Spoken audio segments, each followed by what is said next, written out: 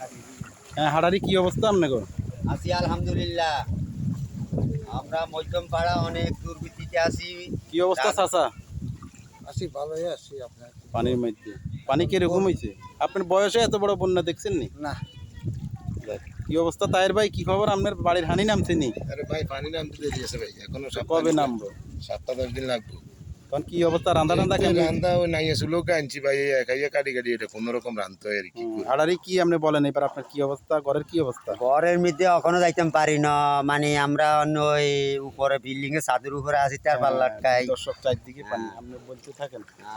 আমরা বহুত দুর্গতিতে আছি, রান্না বান্না খাইতে পারি না। তারপরে বাচ্চারা অনেক জ্বালা যন্ত্রণা দিতেছে, ওখানে আঙ্গরে কেউ কিছু দিতেছে না, এই অবস্থা মানে আছি পানি ভাই। দিয়া আমরা কেউ আসতেছে না, এত পানি।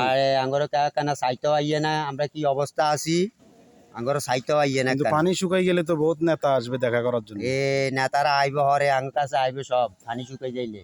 ফারুক সাহেব তো আপনাদের এদিকে কিছু দিছে মালামাল, দেখলাম আমি। ফারুক মিয়া আইছে, ফারুক মিয়ার কাছে কিছু মালামাল এই পাইছেন কিছু আপনারা? মালামাল পাইছি, মানে যাক ভাই, উনি ওনার দিতেছে। নিজস্ব তহবিল থেকে? বাইরের থেকে আসে না, উনি নিজস্ব- কালেকশন করি নিজের মাধ্যমে, ওগুলা আনি মানুষের কিছু দান কিছু দিছে, কিছু সহযোগিতা করছে, কিছু হাদিয়া, এটা মুসলমান হাদিয়া বলে। মুসলমান হিসাবে কিছু হাদিয়া দিছে, উনি চেষ্টা করতেছে। আচ্ছা, অনেক ধন্যবাদ, আপনার কষ্ট দিলাম।